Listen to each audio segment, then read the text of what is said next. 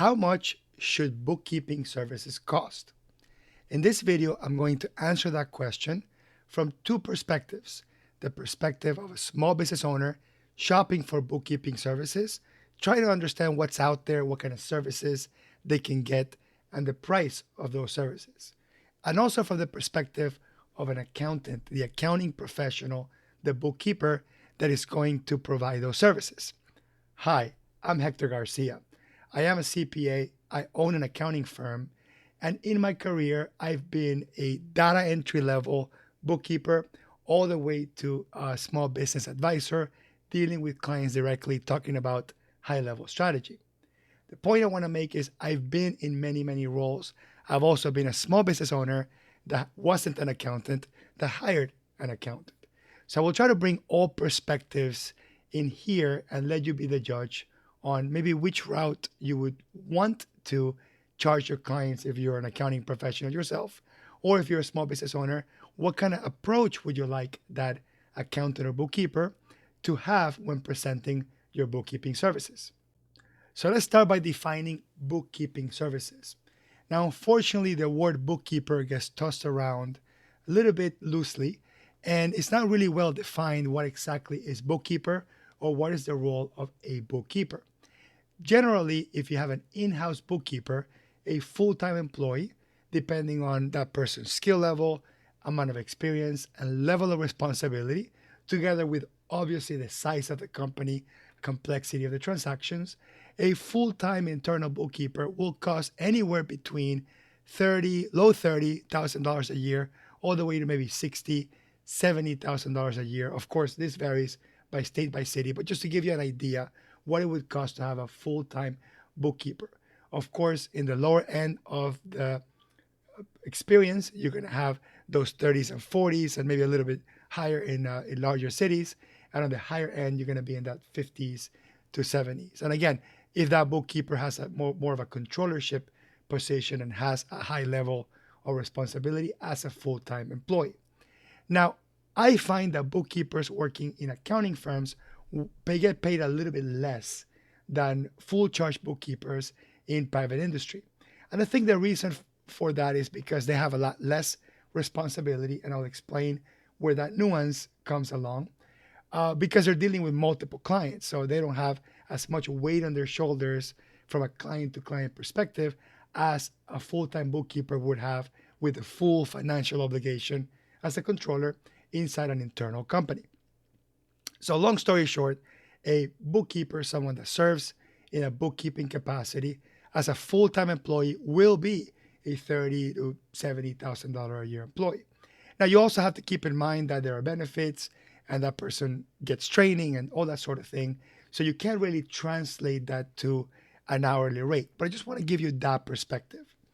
In my accounting firm, for example, we do have some bookkeepers which are somewhere in the middle of that range, but they're not 100% autonomous. We do have sort of senior accounting level staff, people that work alongside of me, that have accounting degrees and heavy accounting experience, supervising that work and ultimately responsible for delivering that work and explaining the work and taking responsibility over errors with the small business owners. So generally, you would have this sort of two-person team up on an account while you have the bookkeeper that makes sure that they collect all the documents, does the data entry, categorizes all the transactions for the most part, does, let's say, 80 to 90% of the work, but then you have one second set of eyes with a little bit more experience, just kind of tidying things up, making adjustments, and making sure that the financial statements presented from the bookkeeper are to standard, right? So when it comes to hiring a third-party service, whether it's a bookkeeping firm, a firm that only provides bookkeeping, or a full-service accounting firm that provides bookkeeping alongside with some financial statement preparation, accounting, and tax preparation, you should keep in mind that generally it won't be just one person touching that account. So I don't want that perspective of how much potentially the internal bookkeeper gets paid to kind of determine what the price should be or whatever you might think I was getting to when I was explaining what the average salary of an skilled bookkeeper would be. The perspective I want to give you if you're a small business owner is the alternative to hiring an experienced full-time bookkeeper in the higher end, $50,000 to $70,000 a year. It's outsourcing it to a bookkeeping firm or an accounting firm that is going to charge you a fraction of that. Our firm doesn't have any clients that pay us $5,000 to $6,000 a month, so we would never serve the same capacity as a full-time experienced bookkeeper, full charge controller with responsibility.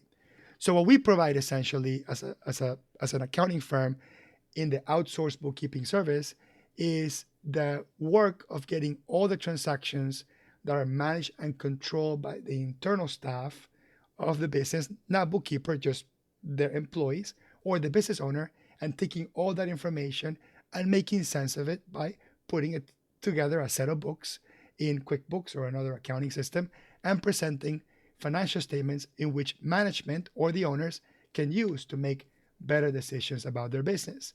So generally, outsourced bookkeepers won't do something that an internal employee could do, stuff like opening the mail and paying a bill or reminding you to pay a bill, answering the phone, talking to clients to collect invoices, negotiating with vendors. That would be all the things that an internal bookkeeper would do, and you would not get that when you hire an accounting firm. So when I answer the question, how much should bookkeeping services cost? I'm specifically talking about outsourcing your bookkeeping services to a professional bookkeeper, an accounting firm, an outsourced bookkeeping service. Now let's talk about some numbers. So generally, and this is just a really, really rough rule of thumb, you want to take a look at your total sales or your total expenses as a determination of potentially how complex or how many transactions you'll be dealing with to kind of figure out what the workload would be. So generally, accounting bookkeepers, they'll look at the total sales, total expenses, and they look at percent ranges. So we take 0.5%, for example, all the way to 2%. So let's take a look at, and this is per year. So let's take a look at a company that sells $1 million, for example. So generally, depending on the complexity, we would be somewhere between 0.5% of $1 million and 2% of $1 million in sales. So that's $5,000 a year to $20,000 a year. That roughly translates between $400 a month to about $1,500, $1,800 a month. That would be a pretty good range I could use. Now, I'll tell you, I have some clients, and I've had some clients that are in that range in sales that pay a little bit less than the equivalent of $5,000 a year. And I do have some clients in that same range in sales that pay a lot more than $20,000 a year. Not double, but a little bit more above that. And the reason why we use that range is because, again, we take a whole bunch of companies and we try to figure out kind of what's in the middle. But certain nuances and complexities will cause that accountant or bookkeeper to price services different. For example, if you're working with e-commerce and you have multiple sales channels and you need the bookkeeper to keep track of all the sales per channel, that bookkeeper has to do a little bit of extra work. It needs to pull reports from your different e-commerce platforms or whatever and make adjustments so you can have sales by e-commerce channel presented correctly. In addition to that, you might need more sophisticated software. So some of the basic, I would say sub $50 a month cloud accounting software that's out there could not give you a profit and loss by cost center, for example. If you go with QuickBooks, for example, with QuickBooks Online, you'll be paying anywhere between $70 to $100 a month for an accounting package that could do multiple cost centers. So you can have a profit and loss by channel or by whatever department or whatever category or classification you would like to use. That's just one simple example. In the construction industry, for example, bookkeepers sometimes are asked to job cost. That means take every single expenditure that you see on the bank and credit card and identify which cost it belongs to. Now, generally speaking, on the digital data or the bank statements and credit card statements that are given to us, the information about what job each of those expenses are for is not there. So we have to look at spreadsheets or look at other documentation, even physical receipts that have markings on them. And we got to read through all that to figure out how to assign those expenses by job. So something like that would also be in the higher end in that pricing range. So again, all sorts of different levels of complexities, whether it's in the income level or in the expense level. That's why we look at sometimes as the revenue, and sometimes we look at the expenses, so we can try to find complexity and figure out what the workload is. Now, I'm a big proponent of value pricing, and I'll explain methods of pricing and methods of pricing the job. But a proponent of value pricing wouldn't look at the workload and would look at the value we provide for the client. So if we are specialists and we can do something that other people can't, and we can deliver other services around the bookkeeping, such as advisory, training, fast response, a unique system in place for the client to deliver documents or inquire the information, special apps and platforms that we give, that we work together with the client to move the data around and that sort of thing. That's going to potentially be a point where we can add more value, and we don't necessarily need to focus too much on the workload. We focus too much on, can we give a client more value than what they're paying us in return? And that's really the point, right? When you're a small business owner and you're going to pay whatever it is, $2,000 a month or $500 a month for bookkeeping, in exchange, your return investment needs to be higher than that. So taking the workload off to give it to a bookkeeper, the peace of mind of being compliant, or potentially not losing money because you're making errors and not catching things early enough, all that stuff needs to mathematically, economically be higher than what you're paying for the bookkeeping services. So as a person that's as a proponent of value pricing, I very much understand that concept, and I'm going to develop that concept a little bit later on. So whether you're a small business owner or a bookkeeper, you understand where we're coming from when it comes to that.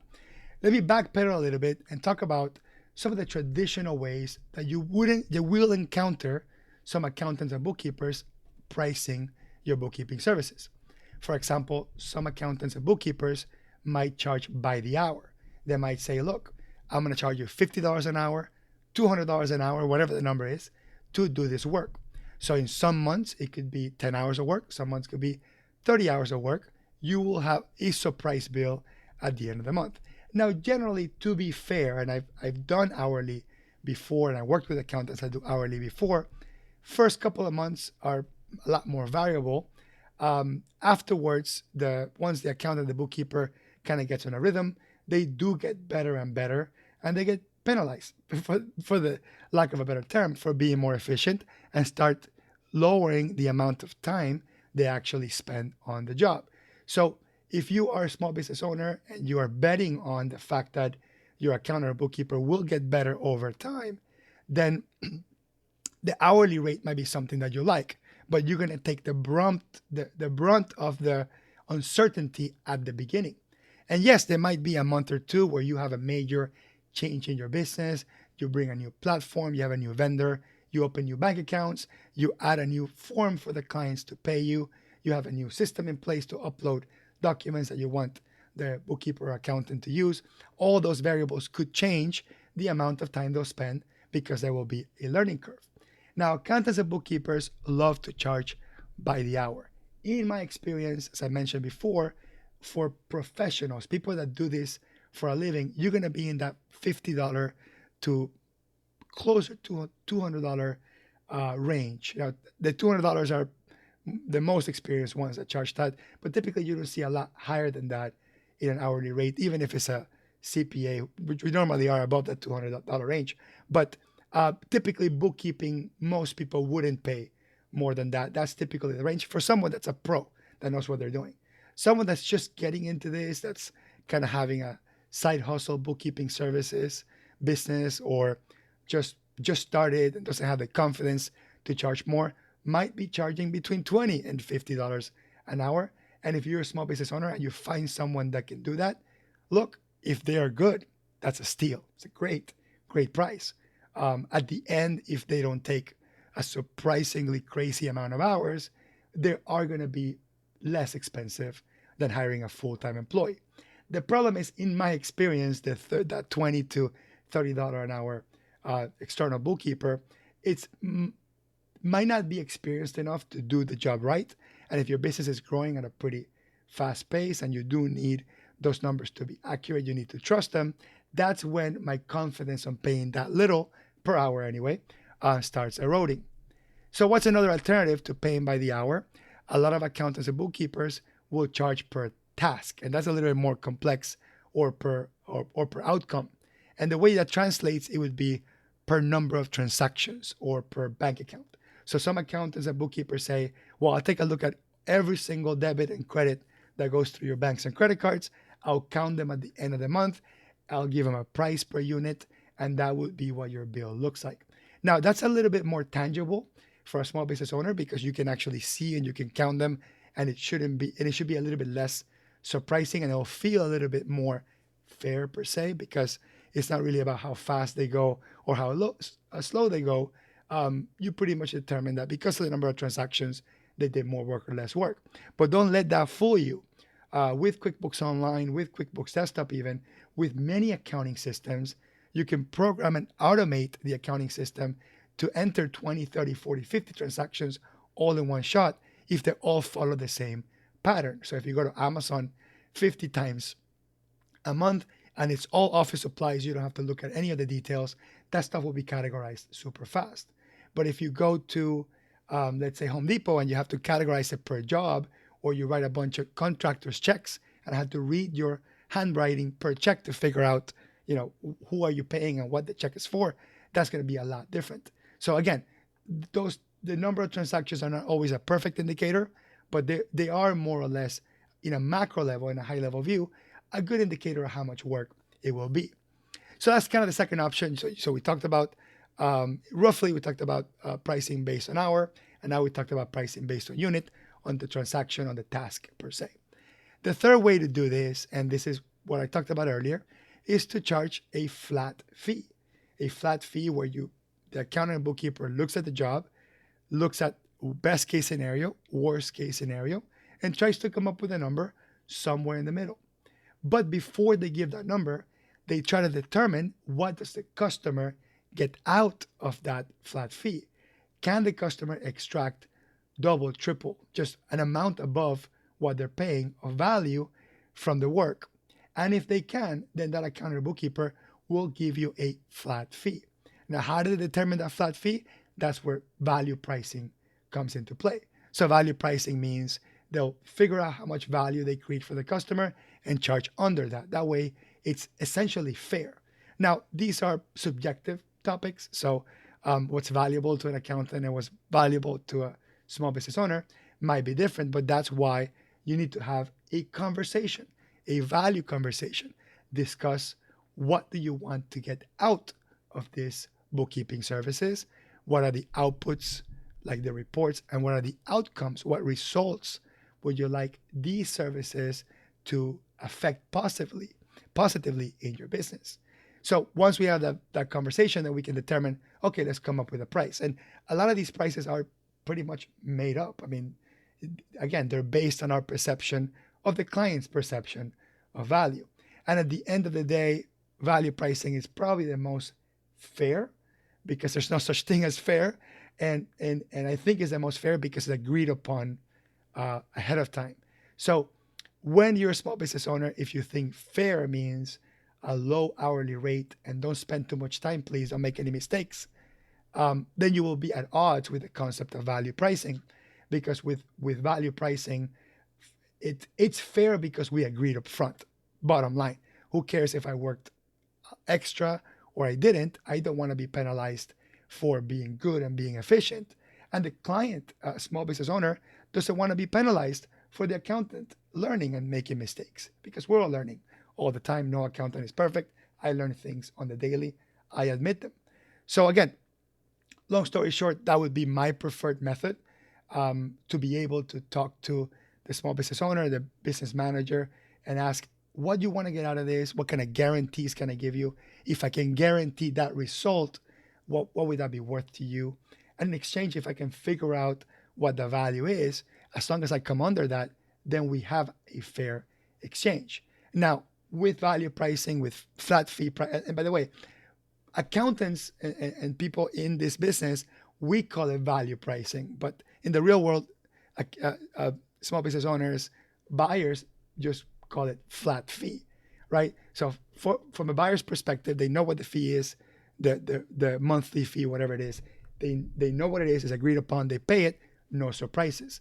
From the accountant's perspective, because we want to maximize our earnings while we also maximize the effort and attention and love we give to our clients so we can deliver those guaranteed results, or those results that we talked about that were basically table stakes that we needed to deliver. So in order to be able to do all that, we need to understand more or less what's the value to the client. And again, those numbers are never mathematical the way an hourly rate would be, or a per transaction rate would be, or something based on complexity, right? There's a fourth way of charging, which is an interesting one, and it's one of the things that you're seeing more and more, which is a subscription model. And subscription, it's a little bit similar to value pricing in the perspective that it is a fixed fee. It's not a variable rate. But with subscription, the service will need to feel more streamlined, like turn on, turn off type of thing. So it should be relatively easy for the client to stop and start the service, to not get charged a cancellation fee, not get charged a year up front, not force someone to set up a 1-year contract. A lot of accountants do that. They set up contracts of some sort. It just feels like buying an app. Now, as an accounting firm, subscription services are a little bit harder for me to offer, just because I have to build an infrastructure. That means people and systems and technology. So I could take let's call it the losses per se, of those start and stop, easy get on board and off board type of deals. And in our business, the beginning of the engagement is typically the most expensive part, because that's where we're, number one, organizing the client, cleaning the client up, and also understanding the account in the first place. So if we have a client start and stop, or only stay with us 2-3 months on the toughest months, then it becomes kind of difficult. Now with subscription services, if you're an accounting professional, you could productize it. Productizing means that you price it up front before you talk to the customer. That means that you design a service with a limited scope that's very explicit. Hey, we do this, but we don't do this. And we do for this type of client only, with these circumstances. And for the client, this is awesome because they don't have to work very hard to come to look at a price. They look at the website and they see a price and they say, one of these options are for me. But again, I think that in order to get to offering a subscription service, and I'm talking to my bookkeeping and accounting friends, it's you gotta kind of have the infrastructure to be able to get clients on board and off board quite a bit. If you're gonna work with the type of recommendation to accountants and bookkeepers, if you're gonna be working with the type of clients that require some hand holding at the beginning, some cleanup, some organization at the beginning, I think you should go with value pricing, just because it would be a little bit less unpredictable per se, of having a productized subscription service up front that clients kind of fit into, right? So one of the examples I can give you of a productized subscription service would be like your internet service, right? Internet service gives you 1,000 megabits, 500 megabits, whatever the speed is. And regardless of how much bandwidth you use, you're picking it based on speed per se, right? So the cable company builds infrastructure around those services up front and gives you the ability to connect and disconnect the service. That experience, when there's no contracts or no special pricing, when it's just, cancel anytime type of thing, it's very pleasant for the customer, right? Like Netflix, you turn it on, pay the $10 to $20 a month, turn it off whenever you want. And that's kind of what subscription services are. It's being able to deliver professional services in a way that it feels like an app. And I think that subscription services sometimes, because of the infrastructure that you need to build around that, will turn a firm into a sort of less high touch service, just so they can build limited scope services to serve multiple clients. But it might not be necessarily true. If you're an accounting firm and you create subscription services of a minimum of, let's say, $3,000 a month, then based on the original kind of formula percentage I gave you, you're going to have some of the higher size clients in the small business world. And therefore, you're going to have less number of clients, and then you can give them more attention. So those are kind of the concepts that are out there. So again, let's say you are a $500,000 business. That means your sales are $500,000. You don't have high levels of complexity in terms of recording income by a particular category or expense by a particular project. Straightforward service-based business, no inventory. You can expect that 0.5% to 2% rule to be there. So that means that you could essentially find a bookkeeping service for anywhere between $200 and say $1,000 a month. And of course, if that accounting or bookkeeping service, those clean, up-to-date, dependable, accurate financial statements allow you to make better business decisions, and you can get in exchange more value than what you pay for, then you should have no issue paying for it. So that was just, again, a very long-winded way to kind of go through and explain that. But I hope that whether you're a small business owner or a bookkeeper, an accountant, that you kind of see all perspectives and see which one's going to work best for you. I really recommended value pricing. I actually sell a spreadsheet for presentation. I'll put the link in the bottom below. It's what I've been using to present value price services to my clients, and my clients love it. They love the clarity of having a spreadsheet with different columns, with the price, with the features. And you can use this spreadsheet for either the subscription method or the value pricing method, anything that's flat fee. And because if you're going to charge an hourly rate, of course, you don't need a sheet like this. You just have a rate, right? This per hour. And then you trust that your timekeeping system is fairly counting the amount of time you're spending. And the client needs to trust that whatever you're charging them is correct. Again, because there's just so much potential room for error on tracking somebody's time, I find hourly billing to just be against what the customer wants and against what the accountant and bookkeeper wants. And the reason why I'll say that is, let's say, for example, you're categorizing some expenses for some client, and then you start seeing a client that traveled to some country that you've never been to, and you see a bunch of vendors that you never heard of before. So the bookkeeper is actually Googling all these things, and it's learning that these are restaurants, or this is how you say restaurant in French or whatever. And then they start learning the pattern. So when I'm dealing with that particular client that went to this country that I've never been there before, they happen to speak French, whatever it is, I'm taking an extra 30 minutes, an extra 45 minutes to learn this. So if I were to include that in my billing, that's technically almost kind of unfair, because on my next client that has a similar transaction, I already have that knowledge. I already know what to do. I can do the exact same output of work in a quarter of the time because I charged it to the other client that I learned there for the first time. So for that reason, there's just no true fairness when it comes to charging by the hour. And while it feels to the accountant and bookkeeper that that's a fair way to charge, and it feels some small business owners ask me for an hourly rate, and they think that's fair, it's not. So I'm a big proponent of charging a flat fee. I give you those percentage ranges just as a guide, but just keep in mind your particular needs, how fast you want the work, how much response time you want, how quick response time you want, what other services around just bookkeeping. Is there advisory? Is there training? Is there support for other activities included? All those things will affect ultimately the price, because bookkeeping is not the same thing for everybody. Unfortunately and fortunately, bookkeeping is a subjective term. So fortunately for me as an accountant and bookkeeper, I can educate my client and tell them what I perceive bookkeeping services to be. And then after that is transparent and well explained, then the small business owner can explain what they expect the bookkeeping services to be. And then you bridge that gap, negotiate, and come up with a flat fee that you both will be happy with. So anyway, if you're an accountant and bookkeeper, check out the link in the description. You're gonna love my spreadsheet, guaranteed. If you're a small business owner or if you're anyone and you like this video, go into the comment section and ask questions. Let's get conversation going. What do you think about all this?